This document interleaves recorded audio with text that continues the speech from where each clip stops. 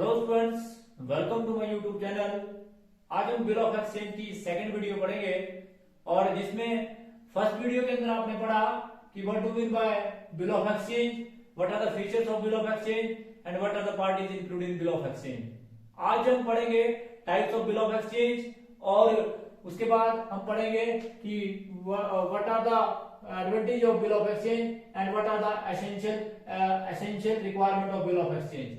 तो सबसे पहले हम पढ़ेंगे कि what are the essential requirement of bill of exchange. कि जब आप बिल ऑफ एक्सचेंज लिखते हैं तो आपके पास किन किन बातों को आपने ध्यान में रखना है। तो नंबर एक, essential requirement of bill of exchange में आप लोगों ने सबसे पहले डेट।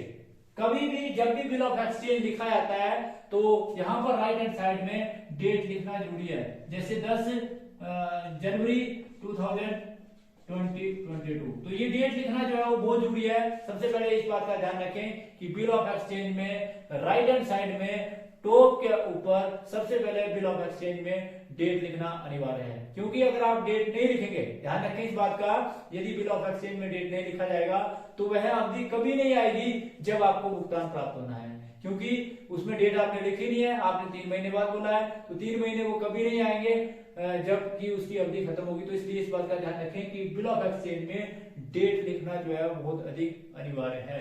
नंबर 2 बात, डेट लिखने के बाद टेन्योर, अवधि को लिखना भी बहुत जरूरी है। आप सभी जानते हैं कि वह अवधि जिसकी समाप्ति पर आपको बिल जो है वो प्राप्त होगा उसे आप टेन्योर की संज्ञा देते हैं, अवधि की संज्ञा देते हैं। ये 2 प्रकार से हो सकती है। ये 2 प्रकार से आपको प्राप्त होगा, ऑन डिमांड और एट साइट। ऑन डिमांड और एट साइट का मतलब होता है कि ऑन डिमांड और एट साइट नंबर 1 और नंबर 2 टाइम। तो ऑन डिमांड और एट साइट और टाइमली जिसको आप बिल ऑफ एक्सचेंज की संज्ञा देते हैं। तो ऑन डिमांड और बिल ऑफ एक्सचेंज में जब बिल को लिखने वाला बिल का जो स्वीकार करने वाला कोई आदेश देता है कि जब भी आपको उचित लगे, यानी कि ऑन डिमांड में एक अवधि तो होती है, टाइम पीरियड तो होता है, परंतु उस अवधि के बीच में आप बिल ऑफ एक्सचेंज की पेमेंट करते हैं। तो इसमें क्या होता है कि बिल का स्वीकारक जो है वो बिल के लेखक से कई बार इस प्रकार की कमिटमेंट भी करता है कि जब भी आपको समय लगे आप आए और आपको पेमेंट जो है वो कर दी जाएगी। तो इसको आप ऑन डिमांड और बिल ऑफ एक्सचेंज की और एट साइट की बिल ऑफ एक्सचेंज की संज्ञा देते हैं। उसके बाद टाइम बिल ऑफ एक्सचेंज में क्या होता है कि एक निश्चित अवधि बीत जाने के बाद,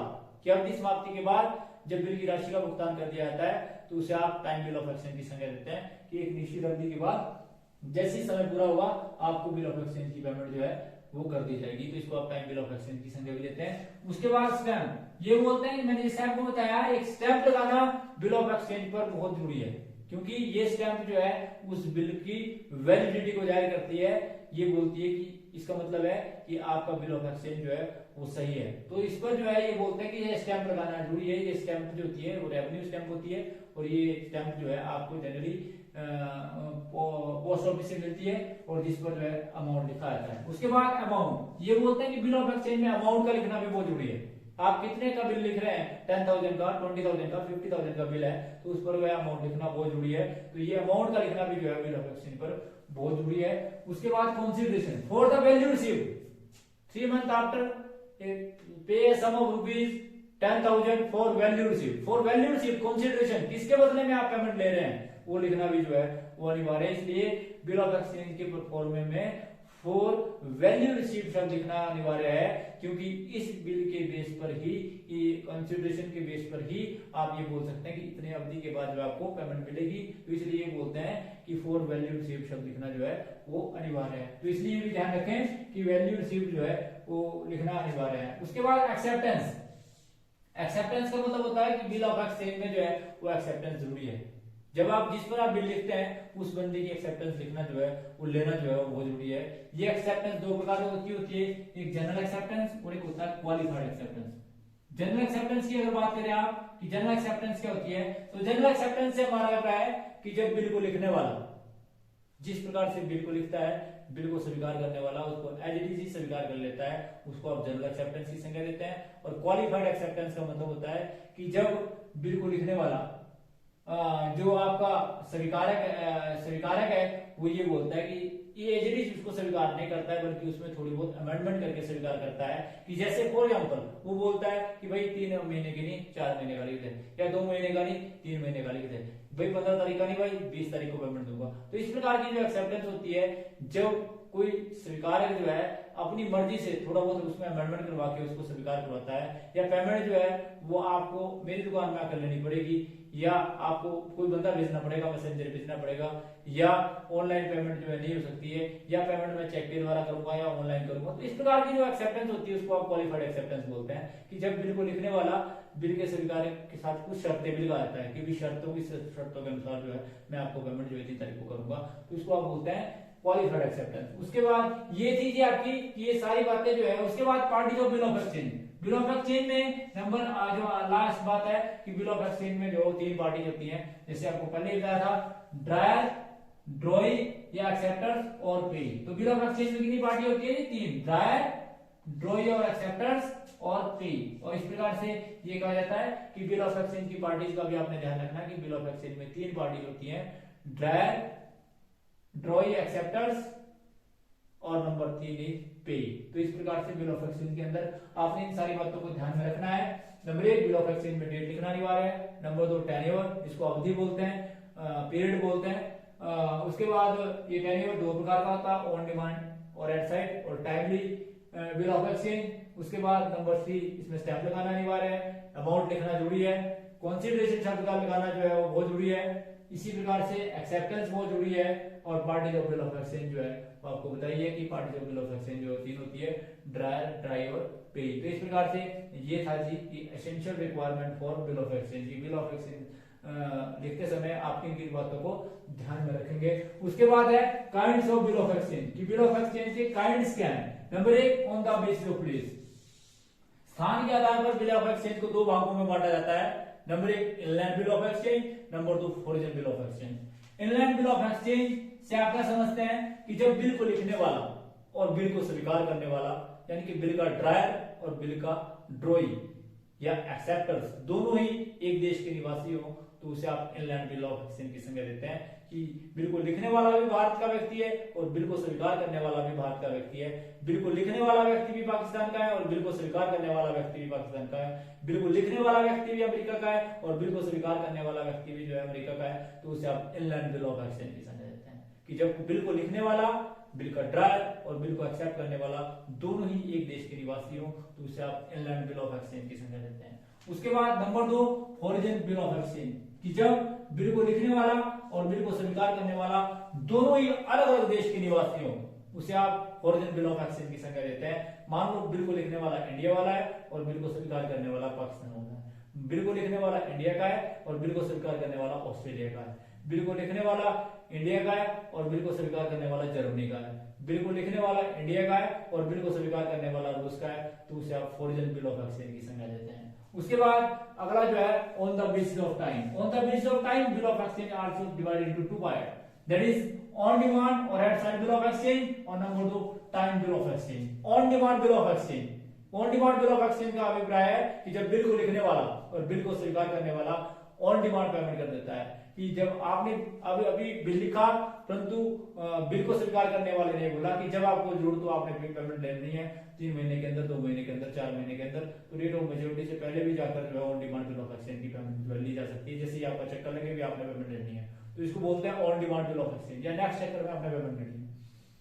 उसके बाद टाइमली बिल ऑफ एक्सचेंज में एक निश्चित अवधि बीत जाने के बाद जब बिल की पेमेंट मिलती है उसे आप टाइम बिल ऑफ एक्सचेंज की संज्ञा देते हैं। एक निश्चित अवधि जब बीत जाएगी तो उसके बाद आपने आना है, आपको पेमेंट मिल जाएगी, उसको आप on timely bill of exchange की संज्ञा देते हैं। उसके बाद अगला जो है on the basis of purpose. On the basis of purpose bill of exchange is divided into 2 parts. तो 2 पार्ट्स में नंबर 1 आपको बताना चाहिए ट्रेड बिल ऑफ एक्सचेंज। जब एक व्यापारी दूसरे व्यापारी के लिए बिल लिखता है उसे आप ट्रेड बिल ऑफ एक्सचेंज की संज्ञा देते हैं। और number 2 accommodation bill of exchange, जब एक व्यापारी दूसरे व्यापारी की सहायता करना चाहता है, जब एक व्यक्ति दूसरे व्यक्ति की सहायता करना चाहता है तो जो बिल उस पर्पस के लिए लिखा है उसे आप एकोमोडेशन बिल ऑफ एक्सचेंज की संज्ञा देते हैं। कि मान लो फॉर एग्जांपल ए को जो है वो पैसे की आवश्यकता है और बी जो है उसके पास पेमेंट देने के लिए नहीं है, तो बी बिल लिखता है ए को दे देता है, ए उस बिल को बैंक के पास जाता है, बैंक जो है उसका डिस्काउंट करके उसको पेमेंट दे देता है। तो इस प्रकार के बिल जो एक दूसरे की सहायता के लिखे आते हैं उसको आप एकोमोडेशन बिल ऑफ एक्सचेंज की संज्ञा देते हैं। तो इस प्रकार से बिल ऑफ एक्सचेंज में ये भी जो है होता है। तो आपने देखा कि बिल ऑफ एक्सचेंज जो है वो जनरली 3 भागों में बांटा, on the basis of place, on the basis of time, on the basis of purpose. On the basis of place जो है 2 प्रकार से बांटा, इनलैंड बिल ऑफ एक्सचेंज और foreign bill of exchange. On the basis of time, on demand और eight site और timely bill of exchange के में बांटा। और इसी प्रकार से on the basis of purpose, trade bill of exchange और एकोमोडेशन बिल ऑफ एक्सचेंज जो है 2 भागों में बांटा। तो ये थे जी आपके types of bill of exchange. Types of bill of exchange के बाद अगला जो हमारा ये है वो है कि advantage of bill of exchange. कि बिल ऑफ एक्सचेंज के एडवांटेजेस क्या है, what are the advantage of bill of exchange. Number 1, credit facilities. आप सभी जानते हैं बिल ऑफ एक्सचेंज का मेन मोटिव ये है कि बिजनेस के आकार को अधिक से अधिक बढ़ाना है। और बिजनेस का आकार तभी बढ़ाया जा सकता है यदि माल आप उधार में बेचते हैं, क्योंकि आप सभी जानते हैं कि माल की स्पूर्ति बहुत पहले हो जाती है, परंतु पेमेंट आपको लंबे समय के बाद जब भी आपने कमी करनी हो, जब भी कभी आप उसमें उनके बीच में ड्रायर और ड्राई के बीच में कमिटमेंट होता है, उस समय तक की अवधि के लिए दोनों के पास समय हो जाता है, अर्थात खरीदने वाले के पास भी और बेचने वाले के पास भी एक मैनेजमेंट हो जाती है कि वहां से पैसा आएगा। तो क्रेडिट फैसिलिटी जो इसके अंदर होती है। उसके बाद एविडेंस। आप सभी जानते हैं कि बिल ऑफ एक्सचेंज जो रिटन में होता है, it is a written document. और रिटन डॉक्यूमेंट होने के कारण ये प्रूफ का काम करता है कि अगर कोई बंदा जो है निकाल कर देता है तो आप उसको एविडेंस के रूप में जो है वो पेश कर सकते हैं कोर्ट में, तो एविडेंस भी करता है। उसके बाद लीगल प्रोटेक्शन। आप सभी जानते हैं क्योंकि बिल लीगल प्रोटेक्शन ऐसी मिलती है कि कोई बंदा जो है देने से इनकार नहीं कर सकता है। क्यों, रीजन क्या है इसका, वह इनकार कर सकता है यदि वो इसके पास पेमेंट नहीं है, परंतु वह ये इनकार नहीं कर सकता कि उसने माल खरीदा नहीं था, क्योंकि लीगल प्रोटेक्शन मिल जाती है, क्योंकि ये रिटर्न डॉक्यूमेंट होता है और रिटर्न डॉक्यूमेंट होने के कारण जो है ये इसको लीगल प्रोटेक्ट कर देता है। उसके बाद सर्टेनिटी ऑफ इन पेमेंट, कि पेमेंट जो है वो निश्चित रूप से प्राप्त होगी। बिल को लिखने वाले को पता है कि 3 महीने के बाद उसको पेमेंट मिलेगी।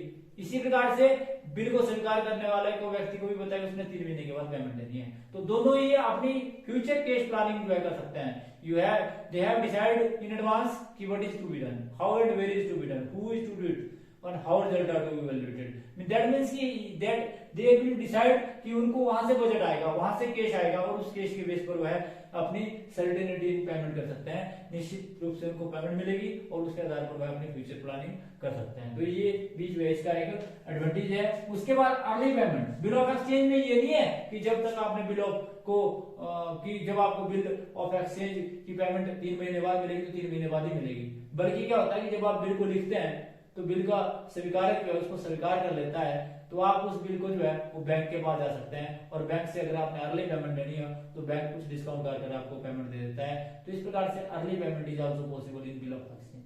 उसके बाद अगला जो है इंडोर्समेंट। बिल ऑफ एक्सचेंज जो है अन्य आइटमों की तरह इंडोर्स भी की जा सकती है। जैसे फॉर एग्जांपल 3 बंदे हैं, ए, बी और सी। ए ने बी को माल बेचा, ए ने किसको माल बेचा, बी ने बी को, तो इसका मतलब बी ने ए का देना है। तो इसका मतलब यहाँ पर ये कंडीशन है कि ए ने सी का भी देना है। तो अब अगर क्या करता है कि मान लो सी से बार बार मांगता है तो वो क्या करता है इस बिल को जो है वो सी को देता है कि एक निश्चित अवधि और बी को बोल देता है कि एक निश्चित अवधि बीत जाने के बाद आपने सी को पेमेंट करनी है। तो endorsement is also possible in bill of exchange. एक पार्टी दूसरी पार्टी से तीसरी पार्टी को भी जो है इसको इंडोर्स कर सकती है। तो इंडोर्समेंट जो है वो bill of exchange is also possible.